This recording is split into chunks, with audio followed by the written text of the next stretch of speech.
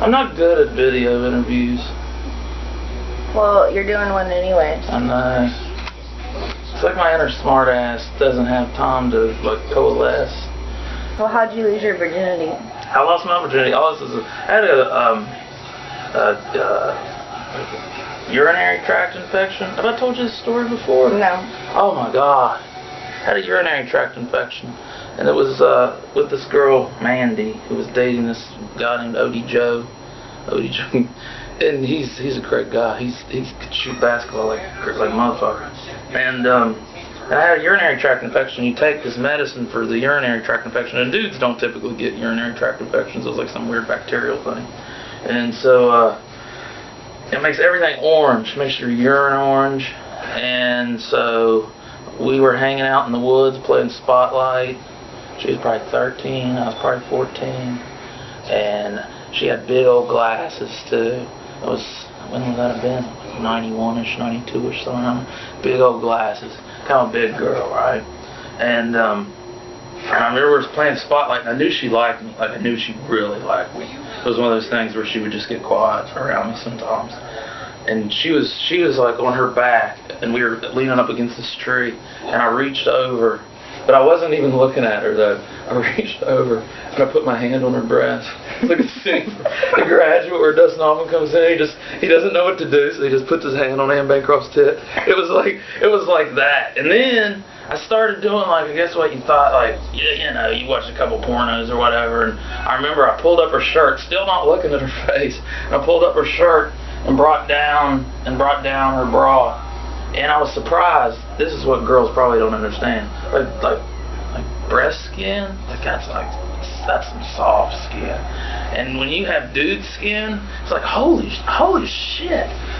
And so anyway, one thing led to another. I remember I said, "You like that?" Like a 15-year-old pimply-faced kid. And so then, I shouldn't go as much into detail. Anyway, what occurred was, the act itself, that's my visual representation of the act, didn't last that long. I was doing like the dirty talk thing throughout it, but it was like dumb, like, you know. Can you give an example? Oh fuck yeah, you know, stuff like that, like shit that you'd be embarrassed by. And I remember she said, she goes, "Don't you fucking come at me." And so I pulled out, and I didn't realize, but because I had this urinary tract infection, not only did that make your urine fluorescent orange, it also made your seminal fluid fluorescent orange. And I looked down, and she looks down, and I can see the moonlight hitting her in those big old glasses.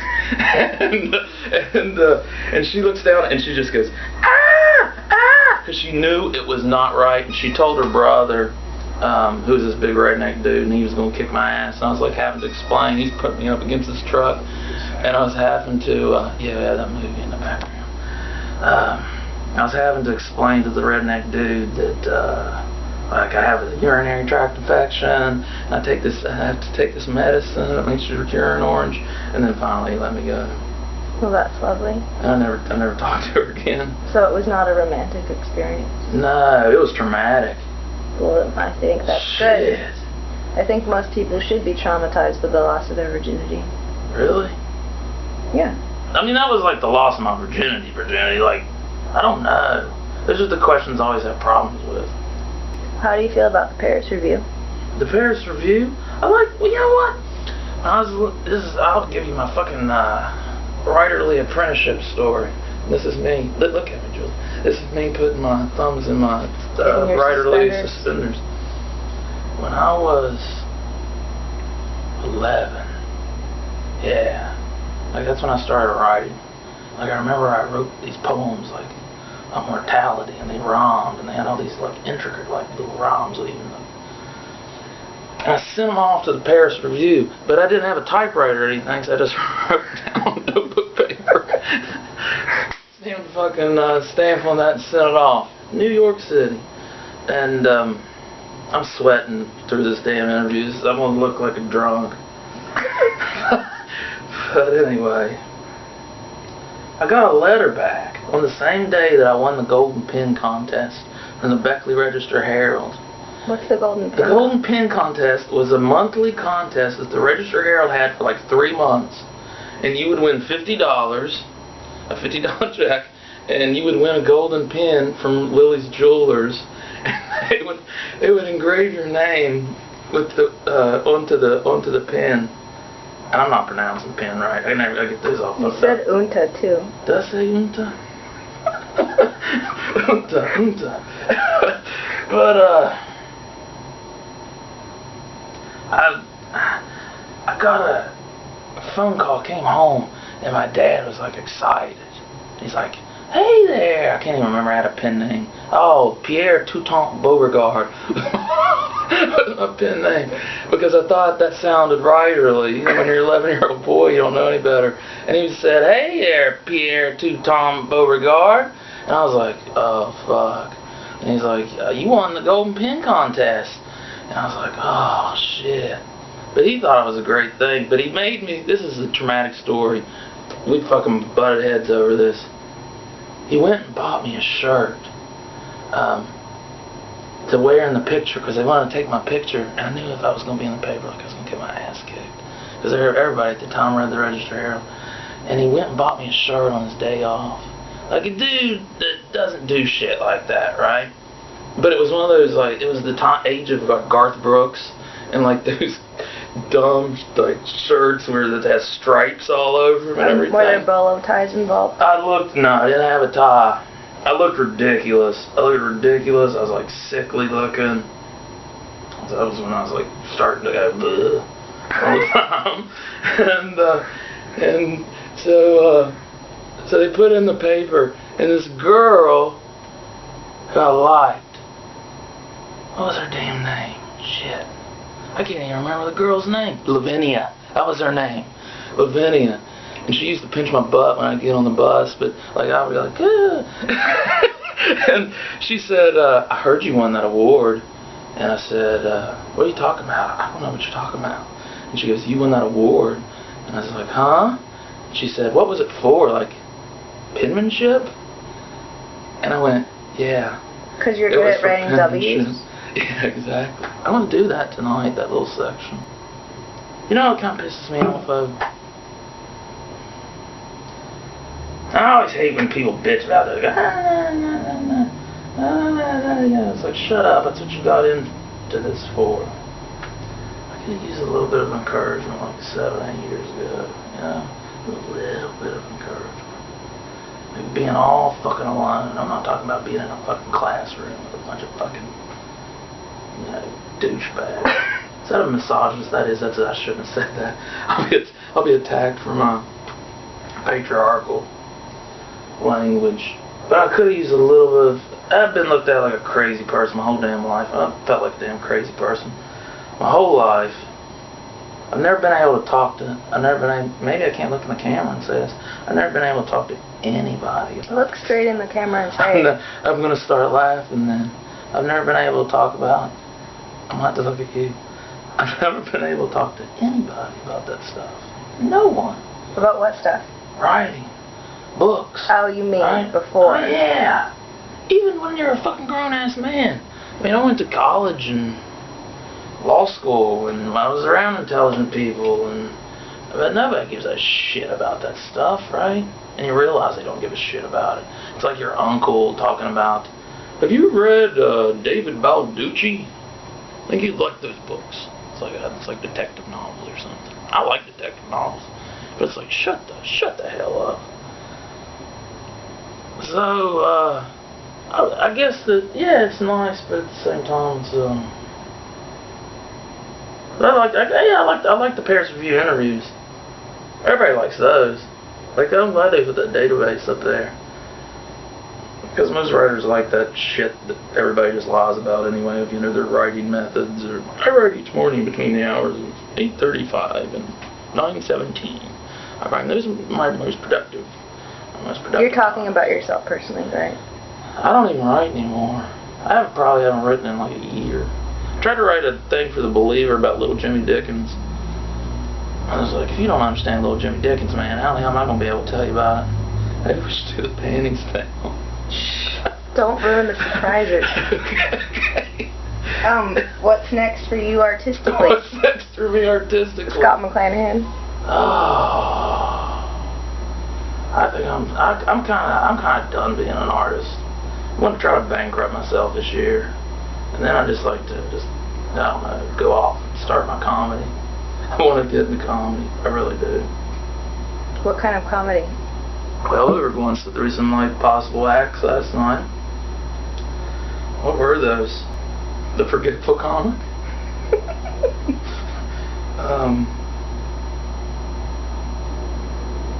The comic that just starts talking about inappropriate things but does it very seriously and gravely, like the time when I was molested. And really fucks up somebody's date on a Friday night. They just wanted to get some yucks and get drunk and then go have sex. Then they have to grapple with all this shit. It's like seeing little fucking dwarves in formaldehyde in Philadelphia. Oh, and our damn tattoos. I completely forgot about those. The temporary tattoos? Yes. You can put them all over your neck. Okay. That's fucking thug, man. You think a good name is chosen over great riches? It's from Corinthians. I don't know what that means. I don't know anything about the Bible. You know... Except for in the beginning, they lay with a lot of people. That's right. They would have had... do you realize that, too? Like, there's one man and one woman. Like, you're having to have sex with sisters and mothers and... Well, yeah, and that's cousins. a sin. Yeah. What? Did you not know that? Oh, Mom.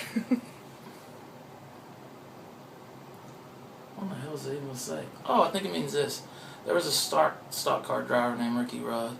Like, if your name's Ricky Rudd, like, I think you have to be a stock car driver. Like, I don't think you can do anything else besides, be a stock car driver. You can't be a doctor with that name. Yeah, or like Neil Armstrong. Like, you have to be an astronaut if that's what your name is. Like, you can't go pump gas. What do you have to be if your name is Scott McClanahan? No, who knows? God damn. These questions are more revealing than the answers. Are they? Yeah, they are. Maybe it's because you're the sober one in the room. Being sober can be dangerous. Man, it can, can't it? What's the longest you ever been sober? Oh, I've went through long periods of time. Like when? Well, there's usually, like, always a woman somewhere, like, on my ass about it. So then there's, like, 2-3 days. I do better when I drink beer. Like, I like drinking beer. But I went through this damn divorce, and, oh, gosh. So then I kind of got into, legit drinking. Do you want to talk about your divorce? Yeah, what do you want to know about it? You know what they ask you, the first question they ask you in the state of West Virginia when you're getting a divorce? It's the strangest thing in the world. They ask the woman if she is currently pregnant. Or has been pregnant within the past 3 months. Why does that matter? I guess that it sets up some sort of, I believe that, it sets up like a legal waiting period where you're going to have to wait for the, the birth of the child. Because you can't have an unwed mother. I guess, yeah. You know how it is. It's unfair.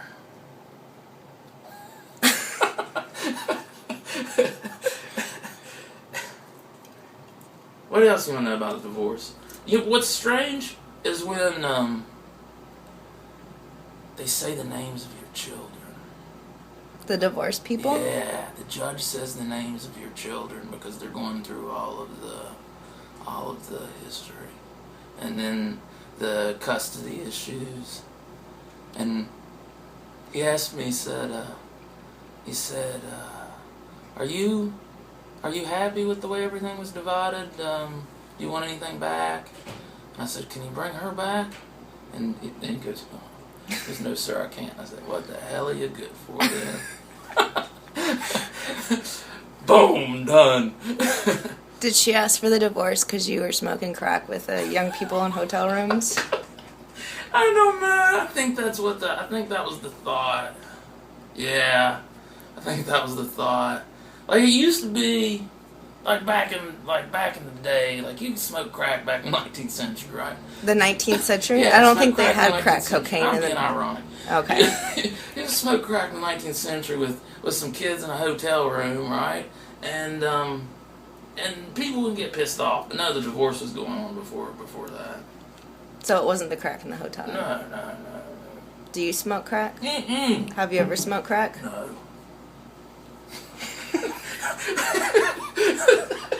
The seriousness of your face. No. No. Look in the camera. No, Mom. My poor mother. What drugs have you done? Scott smoking crack. What drugs have you done, I Scott? had like I had the only time I think I've ever had like a drug issue is I went to a fucking shrink because a woman told me to go. And what was her reasoning? I think it's being called batshit crazy. Oh, okay. But, do you have that problem? Being batshit crazy? Mm. Well, you know the Waylon Jennings song, right? I've always been crazy. It keeps me from going insane or something like that. But the only time is I went to our family physician, and my answers aren't very entertaining, are they? As you're playing the telephone. I went to the family physician and was prescribed Klonopin, right? And, you know, I'd take them by the damn handfuls and everything. They melt in your mouth. Oh, yeah. They're like, what's that candy? The one that melts in your mouth? M&Ms? I was trying to think, yeah, M&Ms. And I could take like a bunch, but there was a certain point where then I would like, you know, but it would relax me for a period of time, and I've always had like anxiety issues, and so then it was just like, ooh, get up in the morning, oh, this is prescribed, this is fun, and I would sneak them, and so then it would get into this issue where I'd have like, you know, three Klonopin left, and it would be like the 12th day of the month, and I don't have a damn prescription ready to kick in until the end of the month. So that would always, you know, turn into an issue. Or you'd hear that we have this thing. We don't have a pill bottle around here, do we? We have this thing in West Virginia where you take your pill bottle and you rattle it, and you call it like we're in Raleigh County. You rattle it. It's called the Raleigh County mating call. And so anyway, can you lean back? You're no longer in the shot. Sarah McClanahan would ride. She'd be in there rattling those damn bottles, and I'm like, fuck. And she's a bad old girl too. You know, you don't mess with her. And that was my Klonopin story. Hey, do you have any good luck charms for when you do reading? Is this where I do the panty thing? No, you're just supposed to do it and pretend that it's spontaneous. Oh, I know. I can't do that though. I've never been able to pretend after you. Okay. That's why I lied about not hearing your virginity story. Oh, did you? Can you do that again, but more forcefully that time? And what is that? Those are ladies' underwear. I just did it I wore them yesterday because I knew Matthew was going to be here, and I wanted to freak Matthew out. But starting to slap my panty. I don't know what that is. Whatever band. Just start doing it like when he's like, "What the hell?" Just like, "What's Scott doing?" And then do it again later on. So you just like to upset and people? He thought I was joking to begin with, and then he finally like got the full on like, no, that's a pair of ladies' underwear. So yeah, I think that's what it was. It was the same way when we stared at those poor teenagers in the restaurant. What teenagers? Made them feel uncomfortable. A group of like 12 girls, all giggling how funny fucking life is, right? And they probably did Pilates, and they're probably just worried about being happy. Right, and anyway. And then you ruined their fun? We did. They saw trouble and troubledness. Do you like going around and doing a bunch of readings? No. I do, but it's just like that. Oh shit. I get lonesome. Like a lot bad lonesome. There's this line from James Jones' novel, because you ever get lonesome? Only around people. And that's the way I feel when I'm in front of those people sometimes. Because even sometimes, it's a strange experience. I think it's a strange experience because it almost feels like kind of like a sacrifice in some way. Like you're watching somebody like be vulnerable, and you're kind of open. Because everybody's at the reading of the fucking writer, right? you're kind of hoping that maybe the person fails, but at the same time, you want them to succeed. You don't want them to totally break apart in front of you. But it's so awkward when people fail at readings. Yeah, I feel like I fail all the damn time. No, you don't. Oh, I feel like I do. Well, then you need to stop with that self-loathing. No, I do. It's a word to the wise. But it's a weird experience, though, because you don't ever get... That's the teacher thing, too, right? Like, how many people have the opportunity to actually stand in front of, like, a crowd of people and with all their little hearts beating and all their little thoughts swirling around their head, or lack thereof, and see if you can, you know... I think they're bad. I hate... I mean, I guess I hate people who say they hate readings, but I hate... Maybe I have turned it into, like, a gimmicky, like... my original idea was, like Vegas, like, Tom Jones, like, showmanship, Like, right? It's not unusual to be loved by... Yeah, exactly, and Tom Jones is an artist. If you don't know Tom Jones is not an artist, then, you know, you're a fool. Yeah. Nick Cave knows Tom Jones is an artist, right? Maybe Nick Cave's not an artist anymore, I'm not sure. But yeah, maybe it's just kind of a gimmick. I always hate that, but I think I've always been able getting the people. Can you speak with your real accent now? Bloody motherfucking dog shit. Because I'm from, what's the side of London would I be with that accent? East London? So I don't you have know. a little bit of that's Cockney. You recognized it. That's Cockney. Maybe Liverpool or something. No, Liverpool. Or maybe we're Look, that's Liverpool. You know it is. No. That's more London. But that's your real accent, right? Yeah. This is an affect, correct? This whole fake bullshit. You've never even been to West Virginia. Exactly. Who would even want to go to that place? Yeah. Right? Why don't you just... Full of poor people. You just moved there to seem cool, right? Yeah. I don't even live there. I just go there to mail my packages to people. So that they think so you're from they there. think I'm from West Virginia.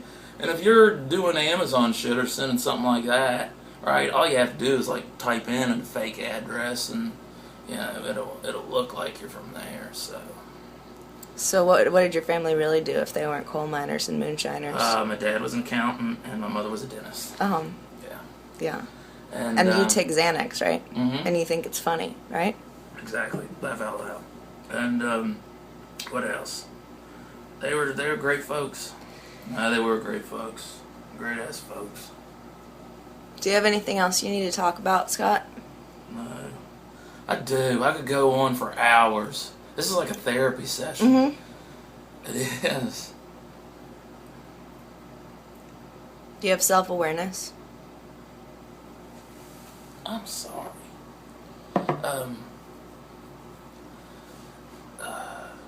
No, sometimes. Self-awareness how? Is that therapy talk? I think so. Okay, I know pain body is my self-awareness. I don't think I'm self-aware. I don't think I am. I don't think I am. Like, you're just going about your daily life, right? Looking at fucking skeletons and like pretending you know something about something and shit. Can you be in the moment? In the moment. I think I am in the moment. Always? No, because that's a lie. See? That's a big lie. I'm never always in the moment. I haven't been in the moment for months. I've been out of commission. I was in the moment during the month of December and January. Did you ever see that movie where to get in the moment they would smack themselves in the face with a ball? Well, see, I punched myself in the face. That was my coping mechanism. Do you want to do that, or does that make you feel bad? No, I haven't punched myself in the face in months. Mm-hmm. And I haven't punched myself in the face.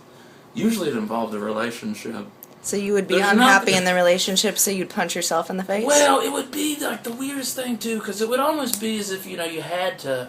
There had to be an element of it where somebody knew that you would punch yourself in the face, right? So it was like a silent threat. Yeah, like a fucked up, like, you know, disturbing shit. Like, I can't break up with you because you might punch yourself in the face. Yeah, exactly. Yeah. No, I mean, it wouldn't go that far. But I'd punch myself so hard sometimes I'd knock myself out. For real? Yeah. One time, this is in Hill William, I punched myself, like, Sarah goes, "You fucked up, Scott." And I was like, "Oh no, I am. I was in the moment then. And what had happened is, I punched myself in the face. Well, sometimes, it's just like the angle sometimes you hit. You'll bruise, sometimes you won't. I look in the mirror, and I look like fucking Frankenstein. Like, my face is all swollen up. And Sarah's like, we have to go to your mom and dad's this evening for dinner. And I'm like, oh shit. And I start doing this. I go, I fucked up my face there. I fucked up my face. and I'm putting ice on my face, and she's putting ice packs on my face. And she's like, you need to get help. You need to get professional help. And so that evening, she got this side down, because she's a nurse. Like, she got down, like, the swelling, like, of half the face. But then, like, the cheek, it was still fucked. I mean, it was not coming down, and it had, like, this, like, tiny, like, little laceration, too, where I just caught it perfectly. But when I went over to Mom and Dad's, I had to position my body always so that you couldn't really see, because it wasn't noticeable. But if you were, like, looking right at me, you could say, that dude just punched himself in the face there. Somebody's punched himself, or somebody's punched him. And, so I was having to, like, sit at, like, the proper angle so that they wouldn't see. One time I went to work, I had to explain that I tripped over a lawn. Like, I made up the stupidest story. I had this woman I worked with, Libby Belcher, great woman, and she was like, what happened in your face? And I was like, I tripped over a laundry basket. Yeah, one time I passed out because I was on the wrong combination of stuff, and I hit my cheekbone on the ground, and I gave myself a black eye, and I kept on having to come up with stories about how it happened. Yeah, exactly. People just thought that my boyfriend hit me, but it wasn't that. I just think I fell down the stairs. Yeah, exactly. But then it sounds like your boyfriend hit you. Yeah. So, I was going to do a domestic violence joke, which was part of, which was part of, like, the most hated comedian in the world. Who's or that? the most disturbing comedian in the world. One of my acts. That's gonna be Act 3. When I take it in like a real radical direction, and people won't be able to handle it. No, and then they'll ban you. They'll attack me. Yeah, like Daniel Tosh. I know. So what is the stupidest thing you've ever done? Stupidest thing. Oh gosh, I have so many of them. I know, it's a tough question. Oh my god. I told George Saunders he was a dick and pointed it out to him on Facebook, and then carried on this email conversation with him that lasted for like 3 days. And what did it say? He was upset because I went after his hair. I said his hair was a dick. And So you didn't call him a dick, you just no, called I his did. hair. I said he's a... But it was just... I felt so bad about it, because I really like George Saunders. You know when you do shit like that? You know what I mean? No, I've never done that. George Saunders is this. Everybody... There's a story about Joe Strummer. This is my whole entire philosophy of life. And he's been touring in the early 90s with Blink-182 and like Matchbox 20, and he's with like Dickie Rue, this like filmmaker that's doing a documentary about him. And in all these interviews, people ask Joe about his favorite, what's the new bands you're listening to, Joe? And he's like, I really like Blink-182. And that was a perfect Joe Strummer impersonation. I really like Matchbox 20. And so finally Rue couldn't handle it, and he goes, Joe, those bands fucking suck. You know they fucking suck. They're horrible. And like Joe gets all pissed and leaves the room, and then he comes back like 20 minutes later, and he's still furious, and he goes, Dickie, isn't there a place for everybody in this world? And so I guess that's the way I feel about writers. I mean, you don't make much sense anyway, even if you're trying to do it. But if you're trying to do it, God bless you, man. So the stupidest thing you ever did was call George Saunders No, that's a dick. not stupid. But I should say, maybe I shouldn't give out person. But we had this. We're friends now. We figured things out, I think. And I said, we're just taking the piss out of you, George.